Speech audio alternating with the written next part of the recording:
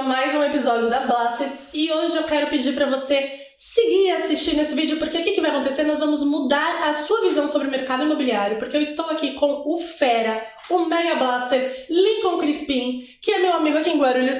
E aí, Lincoln, beleza? Beleza. Muito obrigada, viu? Obrigado a vocês, Dani, Flap, Plassets, todo Thaís, por me convidarem para estar com vocês aqui hoje. Ah, não tinha nem como não convidar. E olha, presta atenção nesse vídeo, assiste até o final. Se você está nos acompanhando pelo Spotify e ainda não se inscreveu no canal, eu te indico a se inscrever no nosso canal. E se esse vídeo mudar alguma coisa na sua vida, faz um favorzinho aí, dá um curte mesmo, dá um like, porque isso faz diferença pra gente.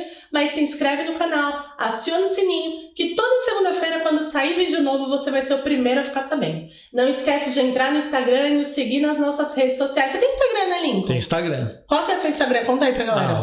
@CrispimLincoln. Agora vai ter que soletrar, né? Não, Crispim com M de Maria no final e o Lincoln é LN no final. Aí, facinho. Então já segue a gente, vai lá que vai ter conteúdo e tenho certeza que todo esse conteúdo que vem pode mudar a sua vida. Lincoln, fala uma coisa. Quando você começou no mercado imobiliário? Já tem um tempinho, né? Os primórdios do mercado imobiliário. Eu comecei em 1994. Uau! Né? O advento de um falecimento, né? O falecimento do meu pai. Eu era militar na época, servia no CPOR de São Paulo, Centro Preparatório de Oficiais da Reserva, ali na região da Alfredo Pujol e Santana. Levei uma multa ali. Farol vermelho. Deve ter sido na frente do quartel. Foi. E aí meu pai faleceu nesse ano de 94, 20 de junho de 1994. Era bancário. Olha. E aí o meu tio, irmão do meu pai, Antônio Alves Crispim, a quem eu devo tudo que eu sou e todo o meu início nessa profissão, que está vivo, graças a Deus, está na ativa, 86 aninhos. Uau! No mercado imobiliário? Sim, tá trabalhando ainda? Crispim Imóveis, aqui na região do Jardim Vila Galvão, em Guarulhos. Eu trabalhei lá por 10 anos, né? Então, assim, meu pai faleceu, 2 dias depois ele bateu na porta de casa e falou, vem comigo porque eu vou te ensinar a trabalhar, e o seu pai me deixou essa responsabilidade de colocar você no mercado imobiliário. Quantos anos você estava? Eu tinha 19 anos. Era jovem. Tem mais irmãos, não? Pois é, tem um irmão, Leandro Crispim, que hoje é o proprietário da Solo Gestão Imobiliária, a quem eu passei aí o comando do escritório em 2016. E está nativa aí também, é advogado, especialista em direito imobiliário. Mais jovem que você, seu irmão. 6 anos mais jovem, embora eu acredito que ele rode um pouquinho sem óleo, porque eu sou mais bonito, né? Tá cansado. Ele tá um pouquinho cansado. Olha, minha gente, direito cansa. Aí a responsabilidade dele é maior que a minha. Então, vamos lá. Tiozão ensinou tudo pra você e aí você veio e trouxe o irmão junto. Comecei a trabalhar na Crispim com 19 anos com o meu tio, com o primo Cícero, que hoje não está mais na empresa, o Christian e a Cláudia, que continuam até hoje na empresa.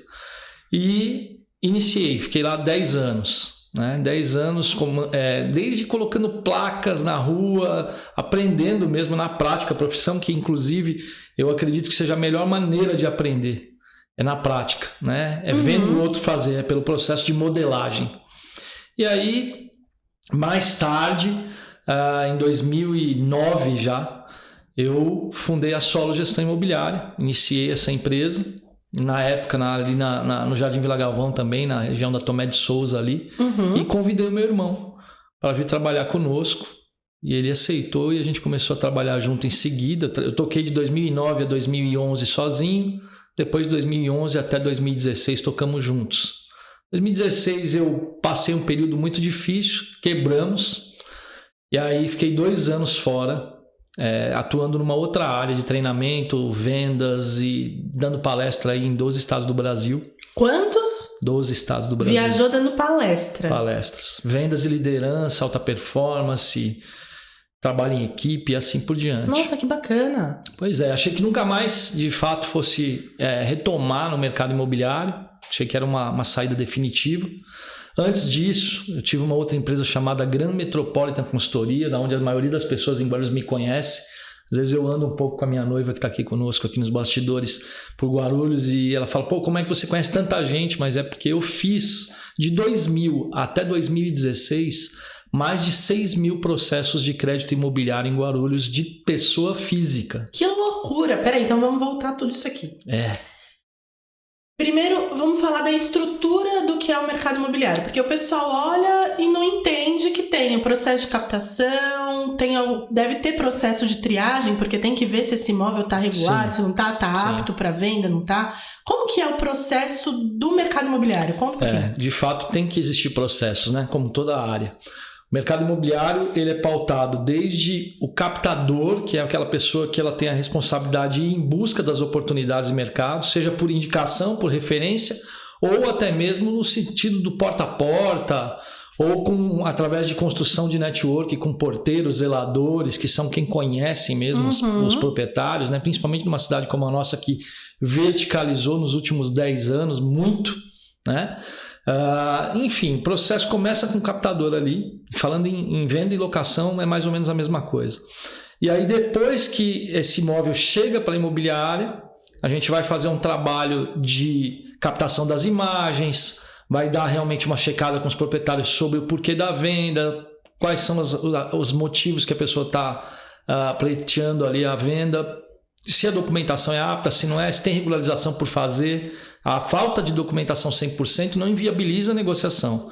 Mas é necessário a gente saber em que passo nós estamos para até propor uma devida regularização, se for o caso, como agora. Nós temos um processo de anistia acontecendo na cidade, que foi prorrogado, e aí é o momento de regularizar a documentação. Então a gente também cuida, né? Uma grande parte, eu acho que das imobiliárias ou das pessoas que têm uma certa estrutura, que já estão há muito tempo no mercado, lidando com imóveis, sabe também os caminhos para lidar com regularização. Alguns optam por não trabalhar com isso e outros sim, fazem regularização dos imóveis.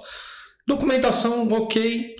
Imagens, aí a gente vai para as mídias, né? A gente vai para os portais imobiliários e começa a divulgar essas propriedades nos mais variados portais e agora nos sites e também nas redes sociais. Pela época que você começou, você foi da época que anunciava no jornal, né? Que a galera riscava ali, olhando. Foi a Metropolitana, era um dos grandes veículos de comunicação da cidade. Né? No jornal tinha também o Guia dos Imóveis, do nosso querido Cláudio Donegatti, que é um cara que está até hoje atuante no mercado. Eram os dois maiores veículos de comunicação. Era a Folha Metropolitana e o Guia dos Imóveis. Naquela época, a gente, além de publicar nos jornais, né, na mídia impressa, a gente ainda publicava na porta da imobiliária aquelas plaquinhas, né, com foto, com uma escrita datilografada ainda, imagine.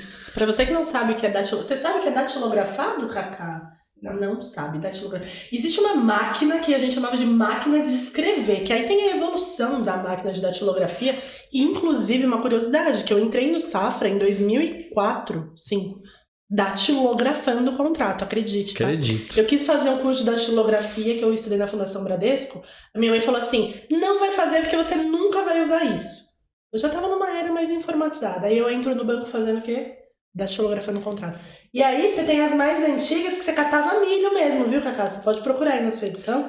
Você catava milho, porque você tentava ir rápido, o negócio fazia um nó assim, parecia um... Aí depois ele foi evoluindo pra elétrica. Aí você fazia parecer esse computadorzinho esquisito que você usa aí. Aí você editando lá e tal, aí você batia aqui, o negócio ia pra lá, ia pra cá, rodava aqui pra sair o papelzinho. Usava carbono, sabe o que é carbono? Nossa. Carbono você sabe mesmo. Sujava todas as mãos com carbono, aí você se coçava e ficava tudo manchado. É um negócio louco, assim. Você sabe que eu me considero um bom digitador de contratos por conta do curso de datilografia, que foi uma das primeiras atividades que eu exerci quando comecei a carreira profissional, né? Mas você sabe apagar documento datilografado? Sabe apagar. O grampinho, o clipezinho aqui. O negócio é louco. Aquela borrachinha de caneta, ela é sensacional. Recordar é viver. Não é? Tá vendo? Eu sou velho. Não me chama de velho, não. Por favor. Somos vintage. Boa. Raiz. E aí, então, tinha essa divulgação. Como que você enxerga hoje a evolução da divulgação mesmo do mercado? Você foi para a era da internet, para a era do TikTok? Como que tá esse processo? Vamos lá, né? Então, eu me considero um dinossauro digital ainda, porque eu não entendo das linguagens, né, de programação, eu não entendo de edição, eu não entendo desse movimento que está sendo feito aqui atrás das câmeras aqui desse podcast. Mas me considero bastante atuante até, porque eu tenho Instagram, eu tenho Facebook, eu tenho TikTok também e tenho feito divulgações já com alguma expressão, né, a respeito dos imóveis e das campanhas que eu faço, do dia do corretor, do momento corretor, por exemplo, que é um conteúdo que eu gravo no Facebook. Aí as pessoas falam que o Facebook está morrendo, né? Eu não acredito nisso, pelo menos eu acho que ainda não é o momento, porque as pessoas que estão na faixa etária dos 35 aos 70 anos ainda estão no Facebook. Então o público que é consumidor de imóvel, que está nessa jogada ainda de comprar, vender, alugar, enfim, é esse público que ainda está no Facebook. Então eu noto que quando eu faço um conteúdo no Instagram e faço um conteúdo no Facebook, o mesmo conteúdo, compartilho nos dois canais, eu percebo que há uma entrada ainda muito maior no Facebook, no nosso caso aqui, falando de imóveis. Mas você tem, por exemplo, o Ricardo Martins, que é o cara da MyBrookers, que é uma das grandes hoje marcas do segmento imobiliário no Brasil. O cara estourou no TikTok, fazendo conteúdo para o TikTok, né? Vendendo imóvel precisamente pelo TikTok. Eu nunca vendi imóvel pelo TikTok, também nunca vendi um imóvel pelo Instagram. Tá. Porém, a divulgação que eu tenho feito quando eu atuo no Instagram e até no Stories do meu WhatsApp, eu tenho um retorno de clientes procurando, ou até mesmo de gente querendo deixar propriedades comigo para venda. Que lembra de você e vai te procurar. Aquela história do quem não é visto não é lembrado, né? Funciona até hoje e funciona nas redes também. Você trouxe um ponto, né, que que eu acho bem bacana a gente falar, que o brasileiro, ele naturalmente, acho que 95, 99 talvez dos brasileiros, querem ter um imóvel próprio. Né? A gente passou por um período onde tinha muito digital influencer falando não vale a pena comprar, mas não vale a pena até que ponto, cara pálida? A gente não tá falando de investimento, a gente tá falando de moradia. Moradia, investimento é outro assunto. E essa população poucas vezes tem dinheiro para comprar esse imóvel, até porque a renda do brasileiro ela é baixa. Sim. O cara não junta 500 mil reais, 300, 400 mil reais assim, do nada, principalmente nessa faixa etária dos 30 anos, que foi que você mencionou. Sim. E é mais ou menos a faixa etária de quem tá casando, de quem tá querendo seu imóvel e tudo mais. E aí você mencionou que fez mais de 6 mil financiamentos imobiliários. Como que é isso? Como foi a tua... Porque é um saco o financiamento imobiliário, começa daí. Hoje está mais fácil, né? Na época que eu comecei, nos anos 2000, por que eu comecei? Bom, é importante falar disso, tá? Aí eu já respondo a tua pergunta. Eu saí da imobiliária depois de 10 anos lá atuando com eles e eu tinha uma coisa do respeito, eu tinha uma coisa da gratidão, eu tinha uma coisa de entender que assim, seria muito ruim para mim abrir uma imobiliária logo de cara. É como se eu estivesse cuspindo no prato que eu comi, entende? Entendi, é como se você fosse casado, separado e já aparecesse namorando no outro dia. Você entendeu? Eu não queria fazer essa transação desta forma. Aí conversando com o gerente de banco da Caixa, um grande amigo, ele falou para mim, cara, você é um cara comunicativo, você conhece gente, você sabe lidar com documentos, por que você não inicia na carreira de correspondente bancário? Hoje correspondente bancário. Sim. Na minha época era pasteiro mesmo. Era o pastinha, né? É aquele cara que resolvia o problema, mas que todo mundo, né? E aí eu não tinha estrutura, né? Eu tinha recém saído também de um casamento. O primeiro casamento. Eu usei um exemplo péssimo. Pois é. Conheci a Japa, não foi. Aí não tinha estrutura para começar. O que eu fiz? Né? Chamei um amigo, dono de uma gráfica. Esse amigo me cedeu 1.000 cartões. Tá? Não paguei por esses cartões. Ele me deu esses cartões. Quem é esse Foi uma força aí? que ele me deu ali. Não pode falar? Não pode falar quem é o amigo da gráfica? Eu não salve para o amigo da gráfica. Agora já nem precisa mais de eu fiz bastante propaganda para ele, mas assim, ele me ajudou com os cartões e eu não tinha carro na época. E eu fiz o quê? Comecei a sair pela Timóteo Penteado, de porta em porta. Naquela época, a Timóteo Penteado era conhecida pela Avenida das Imobiliárias e das agências de carro. E aí eu comecei, de porta em porta, a distribuir esses cartões e falar, né, desse negócio. E aí eu fui pesquisar o mercado. Tinha uma pessoa de fora, que era do Tucuruvi, que atendia todas as imobiliárias da região. Tá. E essa pessoa tinha alguns déficits, tinha alguns gargalos no seu atendimento. Eu peguei as deficiências no atendimento dela, preparei uma linha, né, de produção ali diferenciada para suprir aquelas necessidades que vinham das reclamações desses Depois donos de imobiliário. Depois você me conta o nome para ver se foi quem me atendeu, hein? Pois Ali nos bastidores você me conta. Pois é, e aí o que aconteceu? Começamos a crescer. Começamos a crescer, ficarmos conhecidos. Eu acho que hoje em Guarulhos tem umas 2 ou 3 pessoas que continuam atuando da minha época, mas eu e um outro camarada chamado Gilson éramos os maiores correspondentes do segmento na cidade, assim, mais conhecidos. Eu trabalhava com 8 agências da Caixa, só para você ter uma ideia. Nossa! Né? E fiz processos. O primeiro processo de assinatura de financiamento imobiliário do Santamena, da agência Santamena, aqui na Salgado Filho, fui eu que assinei. O primeiro processo de financiamento imobiliário da agência Emílio Ribas, ali na frente do posto, fui eu que assinei. Então tinha, né? Comecei lá na agência Casa de Pedra, ali na região da César Freire Fagundes. Então a gente teve uma história, né? Construí a primeira agência móvel da Caixa num carro, né? Num veículo que foi customizado pela Truquivan, uma das maiores empresas do país aí nesse segmento, que é de Guarulhos, vale a pena falar. E fomos pioneiros, uma série de coisas, né? Fomos até 2016. Então, de 2000 a 2016, foram quase 6 mil, mais de 6 mil processos de crédito imobiliário na pessoa física, não é de construtora. Você pegar, como tem hoje muitas empresas que atendem construtora, fazem 300 apartamentos de uma vez. Sim. Não, era pasta a pasta, pessoa física. CPF. Eu tive 3 lojas de atendimento, né? Simultâneas acontecendo. Tinha uma na própria Solo, tinha uma ali na Vila Galvão, perto da 13 de maio. Enfim, quando chegou em 2016, 2013, 14, a Caixa abriu correspondente bancário Caixa. Abriu para todo mundo que tinha um CNPJ, que quisesse começar a fazer documentos, e entrou com aquela coisa do retorno, pagar para o serviço ser prestado. Aí o meu negócio, em 30 dias, foi ladeira abaixo. Eu tinha 44 imobiliárias que eu atendia na época. Passei a atender apenas 6 imobiliárias. E depois ficou inviável manter aquela estrutura toda. Em 2016 eu encerro as atividades da Gran Metropolitan Consultoria. Um pouco antes, né? 2009. De 2000 até 2009 eu fui com esse pensamento. Poxa, eu não vou atuar atrapalhando a vida da minha família lá, querendo ser um concorrente.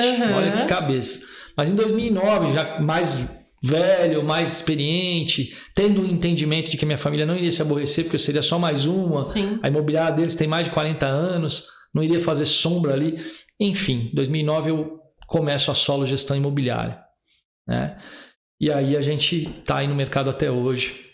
Crispim, acho que você falou uma coisa que é bem interessante, que é o fato de você prestar serviço para um órgão que em determinado momento ele pode mudar a regra. Sim. Isso acontece. Sim. Em qualquer segmento isso pode acontecer, a não ser que seja lei. E não é lei, é uma metodologia de trabalho. Olhando os cursos, as palestras que você deu de liderança, de gestão, olhando o que você passou, né, na sua empresa, de construir algo e ter uma receita onde você olhava e falava, putz, é um mar que não vai acabar nunca. É a primeira visão que você tem quando você está dentro de um negócio, né? Como que é essa gestão hoje? Como que você enxerga e fala assim, cara, você presta serviço para uma empresa, essa empresa tem uma metodologia, o que você como empresário tem que fazer para que, se acontecer o que aconteceu com você, o resultado não seja o resultado que foi o seu também? Foi muito legal você fazer essa observação, porque assim, a gente imagina estar navegando num oceano azul.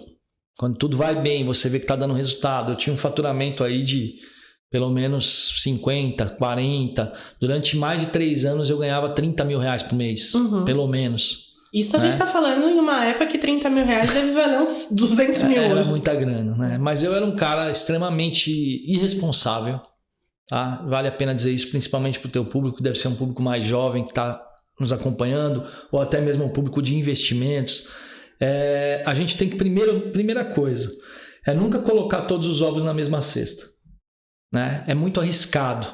Perceba que eu te falei, em menos de 30 dias o meu negócio foi uma queda livre sem paraquedas, né? E uma estrutura inchada, aluguéis para pagar, né? Um escritório, uma sala custava 40 mil, só a estrutura de montar aquela sala, e a gente perdeu. Então a primeira coisa é não colocar todos os ovos na mesma cesta. A segunda coisa é, como o próprio Flávio Augusto fala, né? Da geração de valor, da WhatsApp, não existe estabilidade, né? Estabilidade não existe. Achar que você vai ficar ali e aquilo vai ser um cenário ad eterno e que você vai ficar... Não existe. né? Você vai ter problemas num país como esse, que tudo muda de lugar o tempo todo. Até o passado muda, né? Não, veja que se a gente fizer um parênteses aqui, 2019 para cá, quanta mudança, quanta coisa está acontecendo com o Brasil e com o mundo, né? E a gente está aí, tá sempre equilibrando os pratos, né? Então, a segunda questão que, na minha visão, é você nunca ficar construindo no terreno dos outros. Porque uma hora, aquela coisa de construir o puxadinho no fundo da casa da mãe, da sogra, uma hora a sogra vai embora, lei natural da vida, os irmãos da tua mulher vão vir e vão falar: meu amigo, você não é dono de nada aqui, vaza, e você perdeu todo o teu investimento. Então, nunca construir no terreno dos outros. É sempre procurar fazer com que você crie uma estrutura sólida, uma base sólida. E eu não tinha maturidade para entender isso. Né? Não tive maturidade, nem para gerar essa empresa que passou por essa transformação até o fechamento das portas. Poderia ter permanecido, poderia ter insistido, poderia ter percorrido por mais um tempo, como eu tenho gente hoje como a Lilian, que é uma pessoa que está no crédito imobiliário até hoje, tem uma empresa dela aí que nos atende, inclusive. Mas eu peguei um asco tão grande dos bancos, olha que coisa incrível. Não tem a ver com os bancos, mas eu não conseguia mais entrar num banco, me dava, sabe, desespero. Você levou aquilo muito pro seu pessoal, de forma muito sentimental. Levei, e aí, tanto que assim, não via mais sentido em dar continuidade nesse tipo de negócio. E aí, como eu já tinha solo imobiliária desde 2009... Chegou a te endividar essa quebra? Claro. Endividamento e vou te falar, quebradeira de novo. Né? Na minha trajetória, eu tô com 47 anos. Eu quebrei 3 vezes. Qual foi a mais difícil? Assim como eu casei 3 vezes. Eu acho que a primeira, né? A primeira é sempre mais difícil.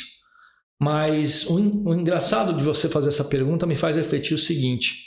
Quando você quebra a primeira vez, você fala, a primeira vez é aprendizado mesmo, a gente vai ter que passar pelo processo, vamos que vamos. Na segunda, você já está mais maduro, mas nem tanto. Então você acha que foi um azar, foi um acidente, né? Agora, quando você quebra a terceira... Você acha que você é um bosta, desculpa.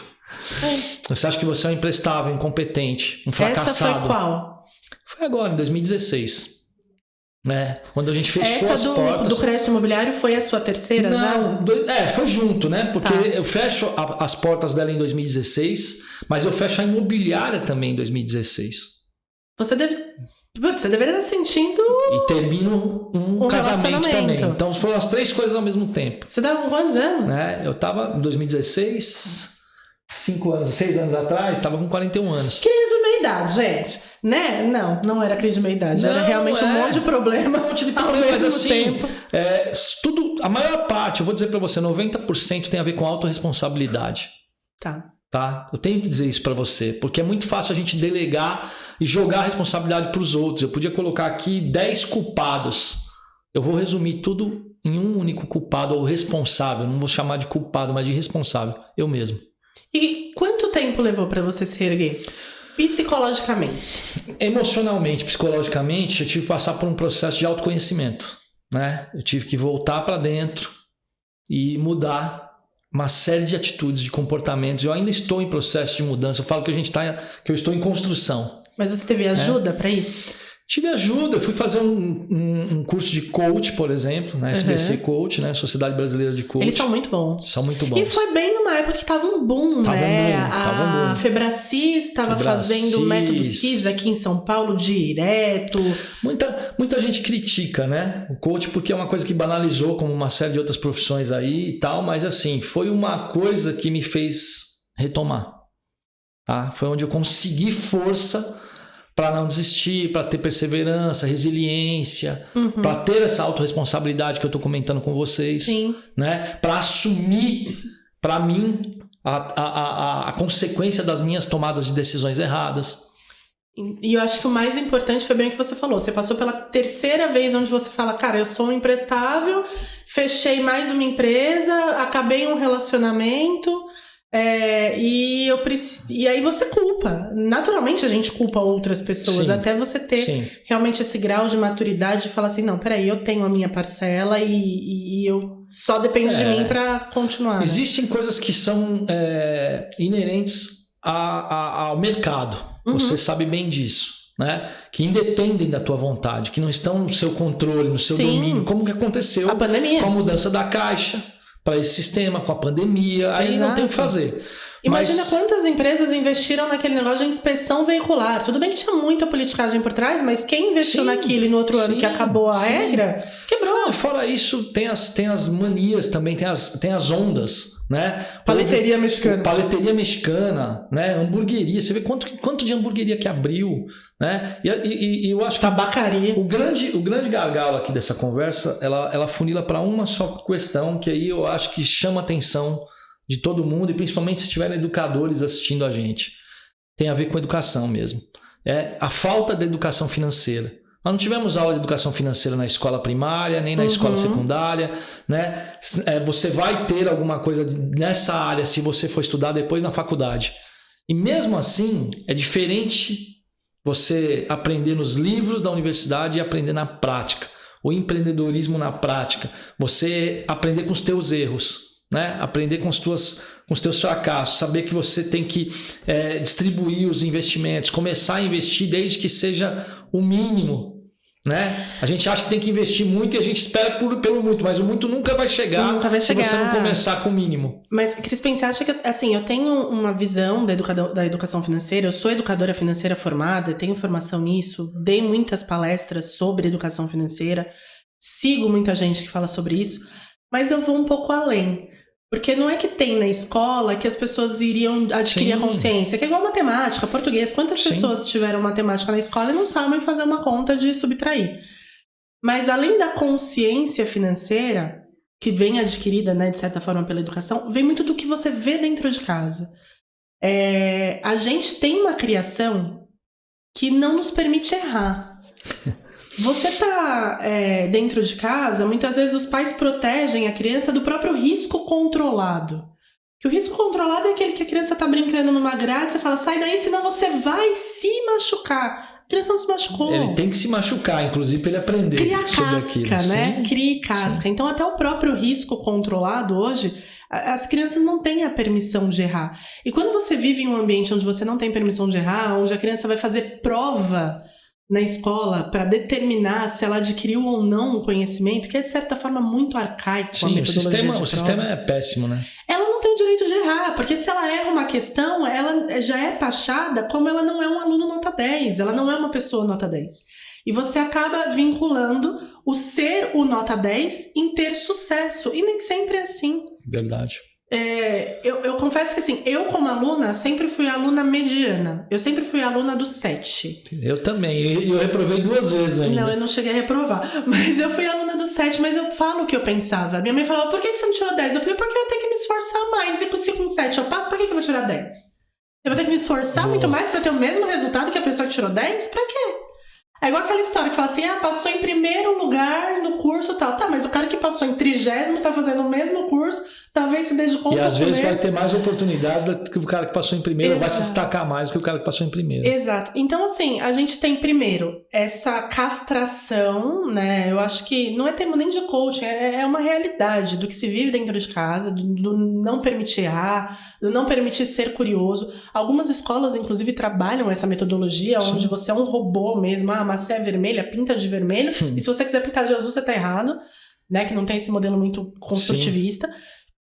E além disso, você tem o cristianismo muito forte. Eu não estou falando mal de religião, sim, eu tenho uma religião, enfim, sou cristã.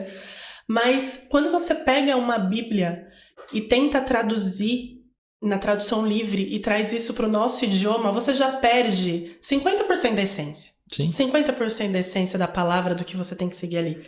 E aí quando você pega isso somado à incapacidade de interpretação de texto do brasileiro, que ela é surreal, você começa a ter brigas e pessoas falando que ser rico é pecado, porque na Bíblia fala que é mais fácil um pobre entrar no reino de Deus do que um rico, só que não vê a essência do que está escrito ali. Sim. Então eu culpo um pouco mais do que só a educação financeira. Desculpa até ter te cortado ali no seu raciocínio. Mas eu concordo com você.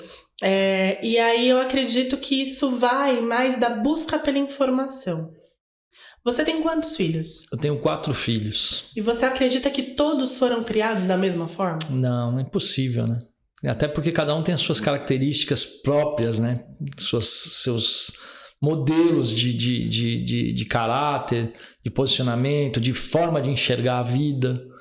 E desde o mais velho, que tem 22 anos, vai fazer agora em maio, até o mais novo, que tem 11 anos de idade, as diferenças assim, elas são gritantes, né? São gritantes. Agora é engraçado, dentro do que você falou, voltando só um pouquinho, que meu pai foi bancário 30 anos. Então, seu pai morreu do quê? Né? Eu fiquei preocupada quando você falou. Infarto fulminante. Então, né? Minha mãe também. Sua mãe também? Ela era bancária também? Não, minha mãe não era bancária, mas ambos morreram de infarto fulminante. Nossa. Né? E novos. Meu pai morreu com 53 anos. Minha mãe morreu com 51. Mas o que acontece? Um desafio para você como pessoa. Perder os pais, quebrar 3 anos. Sim, e procuro me cuidar também para não ir no mesmo caminho. Né? É o investimento de longo prazo. Por né? isso que agora ele tem uma japonesa. Agora tem uma japa que está me ajudando ainda, inclusive com essas questões também. Te amo. Olha só, meu pai 30 anos bancário e nem por isso eu aprendi sobre finanças com meu pai. Eu aprendi sobre como cuidar do meu dinheiro com meu pai. Meu pai, 30 anos no banco, meu pai não teve casa própria. Mas o bancário ele é o cara mais endividado, se você pegar. E aí você imagina, 30 anos cuidando do dinheiro dos outros, dos investimentos dos outros. Meu pai chegou a gerente geral de uma agência. Nossa. Meu pai trabalhou 26 anos em uma única agência. Na carreira, duas agências, mas 26 anos em uma única agência. Na época, no finado Banespa. Foi comprado pelo Benji e depois pelo Itaú. Não, Santander. Pelo Santander, isso mesmo. Inclusive ele faleceu antes dessa fusão. Tinha Cabesp, né? Com plano de saúde. Tinha Cabesp, tinha acesso ao clube do Banespa lá na Avenida Santo Amaro, que é um baita clube. Um baita clube mesmo. Tivemos alguns acessos. Mas assim, não aprendi nada disso lá atrás com ele. Então tudo que eu aprendi e tenho aprendido até hoje sobre esse negócio de lidar com o dinheiro tem sido na prática e tem sido com muita dor. Tem sido através de muita dor. E concordo com você da questão da mentalidade, se a gente puder falar do mindset, né? Mudança de mentalidade a respeito do dinheiro. Essa história de que o dinheiro é difícil de ganhar, de que o dinheiro é sujo, de que rico não vai para o céu. Essas coisas que muita gente fala ou prega como verdades absolutas são crenças limitantes que colocaram na sua cabeça, papo de coach. Mas não é verdade. Se você tem essa mentalidade de escassez, dificilmente você vai provar da mudança que, se você me perguntar, Lincoln, o que o dinheiro representa para você? Liberdade. Né? A liberdade de você estar com quem você quer, aonde você quer, com quem você quer, no lugar que você quer, comendo o que quer, a hora que você quer. Isso o dinheiro não ser um limitador. Sim. É isso. Né? Fora isso, imagina quantas coisas, né? Eu estava vendo agora há pouco um vídeo aqui no Instagram do Carlinhos Maia lá, que era um pobre novo rico, mas um cara que está prosperando muito, vai abrir até um banco. Olha isso. Falando sobre essas mudanças, né? Em relação a quantas pessoas esse cara está puxando com ele. Não, diversas. Quantas pessoas ele tem proporcionado a oportunidade das pessoas crescerem também e descobrir talentos. Em uma região que ninguém iria, né? Exatamente. Em uma região que ninguém está olhando. Exatamente. Ô Lincoln, o que você acha que mudou na sua vida ali em 2016, onde você foi buscar ajuda, autoconhecimento, e aí você fez um processo de curso de coaching que com certeza te ajudou muito mais do que ajudou outras pessoas no primeiro momento. Sim. Mas tanto na sua relação com você, na sua relação profissional e na sua relação familiar, o que você enxerga de mudança nesse processo? Eu vou para responder essa tua pergunta, eu vou acabar me expondo um pouco mais, mas eu acho que é esse que é o jogo, né? Eu acho que a mudança ela foi radical, a mudança dos últimos 6 anos, e tem acontecido ainda, porque eu ainda cometo falhas, eu ainda cometo erros, eu ainda magoo as pessoas, infelizmente, né? Porque sou ser humano, porque a minha verdade nem sempre é a verdade do outro, né? Assumo riscos e assumo responsabilidade sempre das coisas que eu faço. Porém, as mudanças foram gigantescas. Tá? Eu era um agressor, tá? Fui agressor durante muito tempo, muitos anos, porque segui os passos. Né? Filho de peixe, peixinho não estou colocando responsabilidade no meu pai, mas viu meu pai... Você aprende pelo exemplo, muitas vezes. Viu meu pai praticar agressões muitas vezes e aí eu segui nessa trilha. E só quando eu tive o entendimento de que se essa questão não cessasse em mim, ela iria continuar e permanecer através da vida dos meus filhos. E isso, inevitavelmente, era uma coisa que eu não queria de maneira nenhuma, né? E aí eu dei um basta nisso, né? Hoje eu tenho um relacionamento sadio, saudável, amoroso, responsável e respeitável com uma pessoa há 1 ano e 4 meses. Já estamos noivos aí, caminhando para um casamento que deve acontecer esse ano. Deve não, que vai acontecer esse ano, em nome de Jesus. Uhul! Essa daí merecia tão estranha. Depois você coloca na edição aí. Isso, coloca na edição. Eu não tô falando isso porque ela tá aqui nos bastidores, mas é porque é um posicionamento, né? Então, essa foi uma das maiores mudanças ou mais significativas que eu tive nesse processo. Tentar passar de alguma maneira para os meus filhos que às vezes você não ter dinheiro, você não ter uma condição social elevada ou não ficar passando isso o tempo todo para as pessoas como as coisas mais importantes da vida, e sim que a vida é uma montanha russa e que horas a gente está embaixo, horas a gente está em cima. Quando você me falou dessas 3 vezes que eu quebrei, eu estava falando de uma coisa, depois eu cortei aqui o raciocínio, mas eu vou voltar só para te dizer o seguinte. O processo de cair e levantar tem que ser natural para aqueles que são empreendedores. Mas mais importante, né, é continuar. É não olhar para trás, é não desistir, é não se entregar. Sabe? E isso daí eu tenho passado para os meus filhos constantemente, permanentemente. Olha, o pai fracassou aqui, errou aqui, mas o pai não desistiu. O pai continuou. O pai continua construindo relacionamentos saudáveis. O pai continua trabalhando para que as pessoas, de alguma forma, vejam uma perspectiva melhor no outro. Né? Às vezes eu converso com algumas pessoas, as pessoas falam assim, eu não acredito mais no ser humano. Né? Tanto que vejo o número do crescimento, da evolução das pessoas que hoje têm animais como filhos, porque as pessoas não confiam mais nas pessoas, e eu sempre vou na contramão disso, falo, poxa, se eu não acreditar na evolução do ser humano, que ele sai de casa todos os dias para acertar, inevitavelmente ele erra, né? Mas ele sai para acertar, ninguém sai de casa com o pensamento, puta, hoje eu vou ferrar todo mundo, eu vou destruir a vida de todo mundo, eu vou xingar todo mundo. Não acredito nisso, eu acredito na evolução e na melhora do ser humano 1% todos os dias. Então, eu construo isso com os meus filhos permanentemente. Olha, pai é um ser humano, tá vendo? Recentemente aconteceu um evento que me prejudicou muito na minha carreira e até na minha parceria com meu irmão. E eu chamo esse meu filho, o número 2, que está mais comigo, e falo para ele, olha, tá vendo? Isso aqui vai custar isso pro pai. O pai cometeu um erro, o pai falhou com teu tio. É uma questão de confiança e tal, e tal, e tal. E mostro a consequência também daquela atitude errada. Então eu sempre digo para eles o seguinte, para cada ação uma reação, para cada decisão uma consequência, né? Para cada escolha uma renúncia. E esse tem sido o ponto de inflexão, sabe? Então as coisas que têm me feito a diferença nesses últimos 6 anos.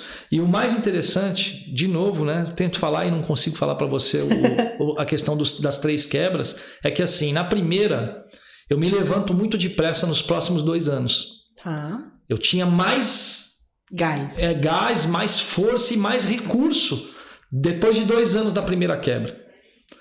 E aí na segunda quebra, ainda com um pouco mais de força. E agora na terceira, são 6 anos de luta.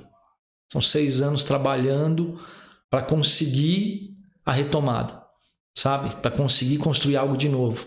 Não sou um cara apesar de ser o cara dos imóveis, né? Estou nesse negócio há 28 anos, não sou um cara que tem um monte de imóveis, não sou um cara que tem investimentos em propriedades, sou um cara que continua batalhando, continua lutando, hoje menos egoísta, né? Antigamente, para você ter uma ideia, eu viajei toda a América do Sul de moto. Nossa, né? Que bacana! Que coragem. Até 2009, quando eu sofro um acidente, tenho 28 parafusos aqui nos 2 braços. Meu Deus, olha, as cicatrizes são bem grandes mesmo. São bem grandes aqui. Tem gente que fala que eu tentei me matar, mas cortar ao contrário, eu não...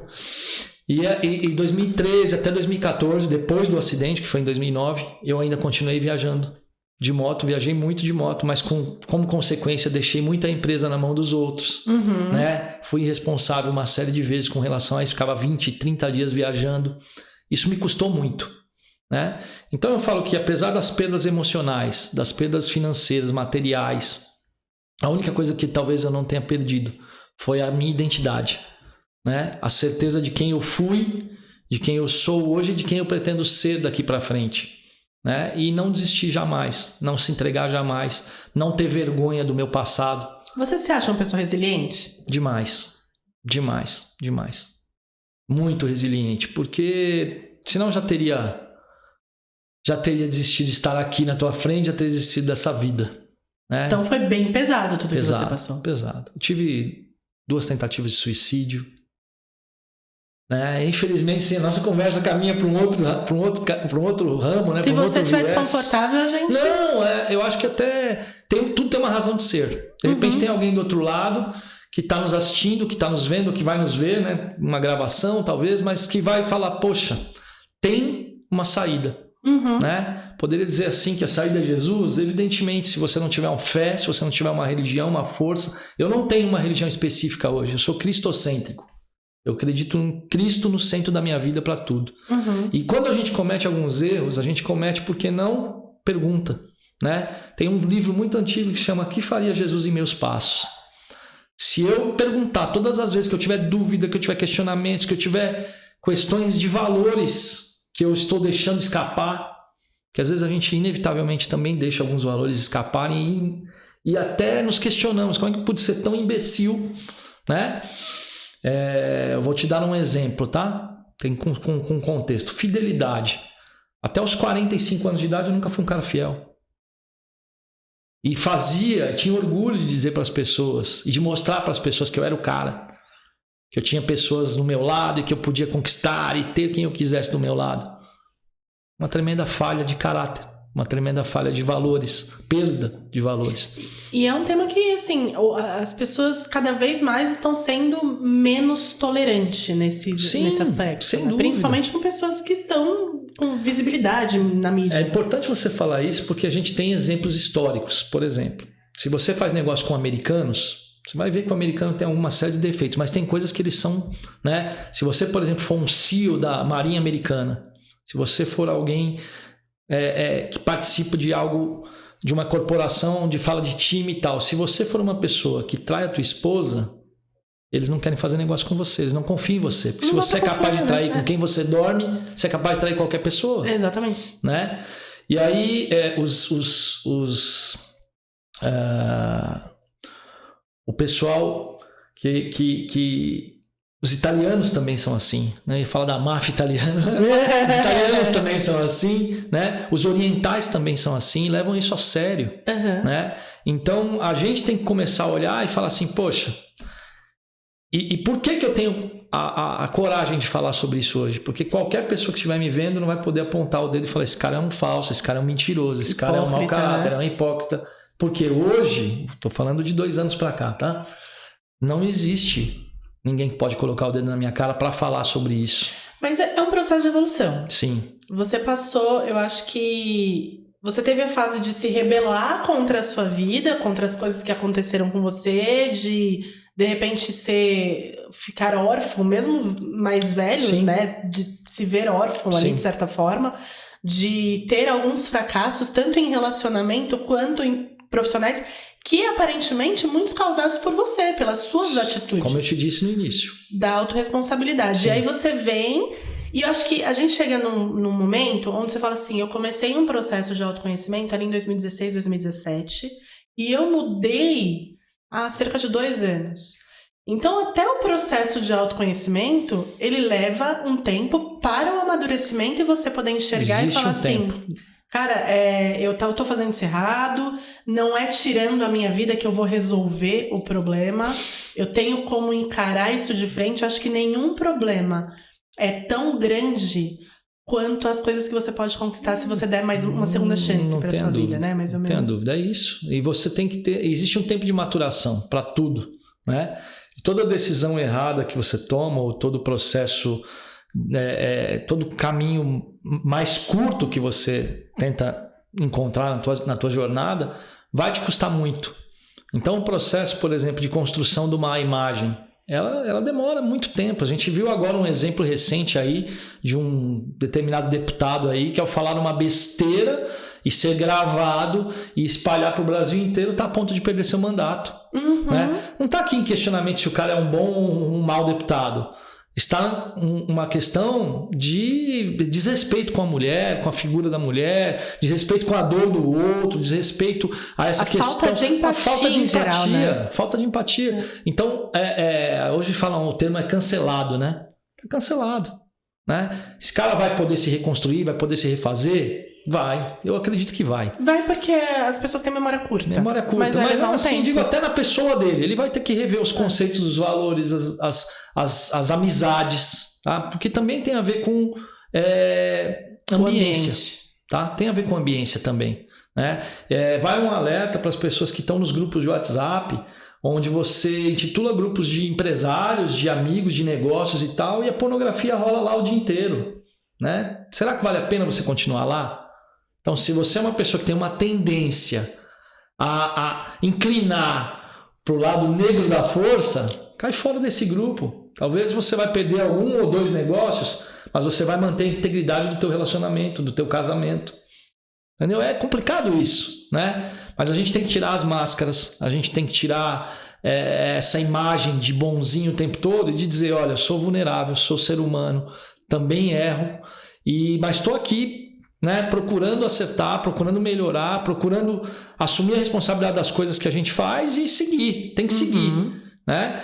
Eu, ao longo desses 28 anos de carreira no segmento imobiliário, poxa, quanta coisa boa eu aprendi, quanta gente está no mercado hoje, tem seu próprio escritório porque começou lá atrás com a gente, porque aprendeu de alguma forma alguma coisa boa com a gente para continuar e seguir em frente nessa jornada, nessa trajetória.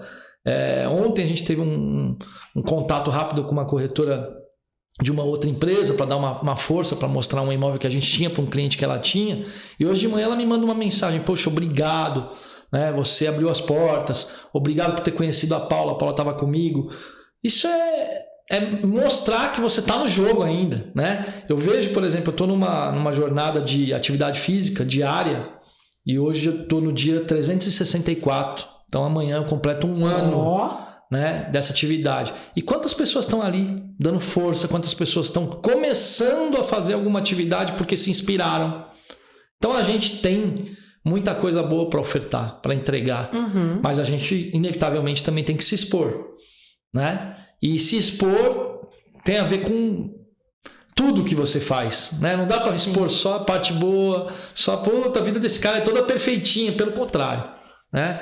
Eu sou o irmão mais velho, falei só do meu irmão Leandro aqui, mas eu tenho 2 outros irmãos por parte de pai, um irmão e uma irmã, que a gente tem contato, e sempre foi considerado a ovelha negra da família. Então, inevitavelmente, as coisas para mim são diferentes na íntegra, em todos os aspectos, mas a gente está na busca da minha melhor versão. Acho que isso é importante.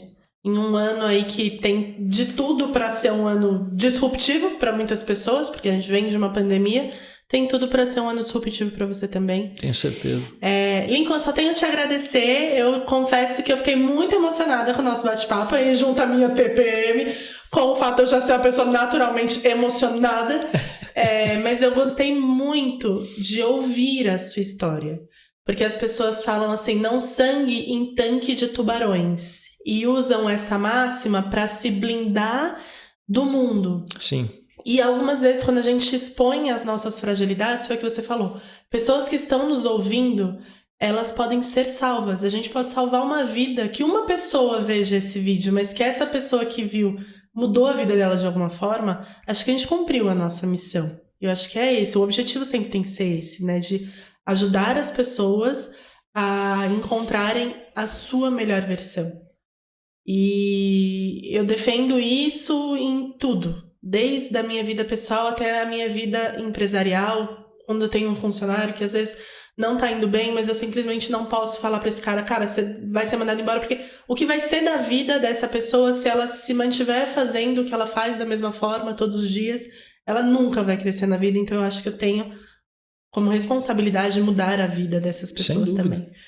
Então eu quero muito te agradecer pela coragem de falar toda essa sua história, de contar toda essa trajetória de perdas, fracassos e fraquezas, e do processo de busca pela evolução, pela melhoria, pela busca pelo crescimento. E eu fico muito feliz da Paula que está aqui, porque ela está recebendo um presente, porque ela está recebendo a melhor versão do Crispim hoje, depois de um processo de evolução. Eu tenho certeza que ainda não é a melhor versão dele, mas em uma pessoa que busca um processo evolutivo, em determinado momento ela vai viver cada dia que passa com a sua melhor versão e a pessoa mais importante, você. Poder se olhar no espelho e ver a cada dia a sua evolução e ver a pessoa melhor que você tem se tornado. Então eu agradeço por você ter vindo, por ter me dado a oportunidade de te conhecer melhor. Eu fiquei muito feliz mesmo, de coração. Espero que a partir de hoje a gente possa ter uma presença na vida um do outro muito maior, porque você pra mim foi uma luz que veio aqui hoje. Poxa, quase que me faz chorar. Eu tô me segurando aqui o tempo todo, né, pra não chorar aqui durante a entrevista, mas assim, agradeço a Blasts, agradeço a você, agradeço a tua equipe, o carinho, a recepção que vocês tiveram comigo. Não esperava por esse convite de verdade, né? Não é uma rasgação de seda aqui, mas por notar a pessoa humana. Em todo o tempo você estava me olhando nos olhos, em todo o tempo você estava prestando atenção na minha história, em todo o tempo eu acredito que a gente trocou muita verdade, né? E quando há verdade, há transparência, né? A verdade ela não é contada pelas pessoas. Existe duas verdades, existe uma verdade única, né? Quando a gente consegue expor isso de coração aberto, sem medo de julgamento, sem medo de consequências, sem medo de nada, né? A gente evolui um pouco mais, né? A minha gratidão por receber eu e a Paula aqui e sucesso para vocês nessa jornada desse empreendimento, na Flap também. A sua jornada como educadora financeira, continue firme nesse processo, porque como você falou, às vezes você pega um funcionário e vê que ele não está performando tão bem, mas que tem solução se você meio que moldar, né, condicionar ele, mesmo que ele vá para uma outra empresa, ele vai falar, putz, eu tive lá uma mentora, uma instrutora, uma mão amiga que me direcionou. Então é isso, é o trabalho que nós estamos fazendo, né? Eu quero continuar nesse mercado, quero continuar atuando. Em breve a gente vai ter novidades aí para trazer para a galera. Continue lá acompanhando o Crispim Lincoln. Estou meio ausente essa semana, mas é uma questão pessoal. Mas voltamos já aí com muito mais sobre o mercado imobiliário em Guarulhos. Obrigado de novo. Obrigada, Lincoln. Agora é a hora. Se você gostou desse vídeo, não esquece de dar um like. Acho que essa é a parte mais importante. Compartilha, tenho certeza que teve muito assunto aqui que vai ajudar muitas pessoas. E eu só tenho a agradecer você que ficou aqui esse tempo todo assistindo a gente, ouvindo esse podcast. E até o próximo episódio.